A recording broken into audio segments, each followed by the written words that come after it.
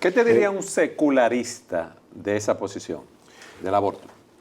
Me llamaría la atención, quisiera saber eso mismo. Yo creo que darían diferentes respuestas. Yo creo que algunos dirían, no, es que la iglesia no tiene derecho a imponer sus criterios. Esto no es un tema religioso, esto no es un diría. tema religioso, pero la verdad es que lo es que lo es, ese es el problema. Porque definir lo que es un ser humano ya es un tema que va más allá de lo que un legislador puede hacer. Un legislador sentado en el Congreso no puede decidir lo que es un ser humano, no puede definir si ese bebé no nacido, ese ser no nacido, es un ser humano en desarrollo o es una cosa. Eso no lo definen los legisladores. Entonces estamos de nuevo tratando con temas que van más allá de lo secular. Yo te voy a poner un ejemplo práctico. Las personas del mundo nos dicen, uno de los argumentos que usan es, nosotros no tenemos derecho a imponer valores morales, por ejemplo, sobre otras culturas. Exacto. Hay culturas que tienen una forma de pensar y otras que tienen otra forma de pensar, como si todas las culturas fueran iguales en valores y no pudiéramos, no tuviéramos derecho a evaluar lo que otra cultura cree. Pero eso es hipócrita. Es hipócrita porque en el día de hoy, Occidente aplaude cuando las voces se levantan, por ejemplo, contra la mutilación genital femenina que se practica en algunos países africanos y en países de Medio Oriente. Y no dudarían en clasificar eso como violencia contra la mujer. Ahora, ¿por qué ellos se oponen a algo que es cultural? Porque ellos están asumiendo que hay un valor que va por encima de la cultura, que no es secular, es un valor que va más allá. La dignidad de un ser humano, la dignidad de una mujer va más allá de lo secular.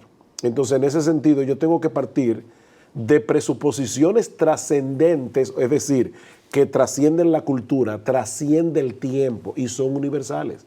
Cuando Guillermo Carey fue de misionero a la India, Guillermo Carey se opuso fuertemente contra la práctica del satí. ¿Qué era el satí? Que un hombre moría y había que inmolar, había que quemar a la viuda viva. Eso era algo de honor. Y Guillermo Carey decía, eso es una práctica bárbara. La pregunta que yo le haría a la gente progresista del día de hoy que está abogando por la separación entre la iglesia y el Estado es, primero, ¿violó Guillermo Carey la separación de la iglesia y el Estado al oponerse militantemente contra una práctica que el Estado aprobaba? O sea, ¿fue correcto que Guillermo Carey se opusiera como misionero? Otra pregunta sería, ¿de dónde sacó ese principio Guillermo Carey? Exacto. ¿Estaba equivocado Guillermo Carey en decir que eso atentaba contra la dignidad de ese ser humano que era quemada viva? ¿Deberíamos nosotros aplaudir o condenar lo que hizo Guillermo Carey? Porque por la influencia de él, el satí se prohibió en la India. Entonces, aquí tenemos a un ciudadano que va a otra cultura, ve una práctica cultural y dice, eso es inhumano.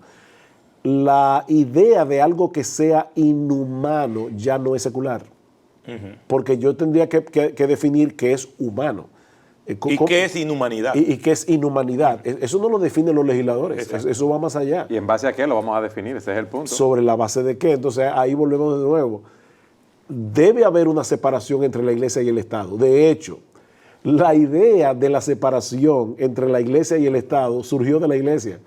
Porque la iglesia reformada, sobre todo a raíz de la reforma, los reformadores se dieron cuenta que cuando la iglesia y el Estado están casados entre sí en una convivencia que va más allá de lo prudente, ambos sufren. Sufre el Estado y sufre la iglesia. ¿Cómo así sufre?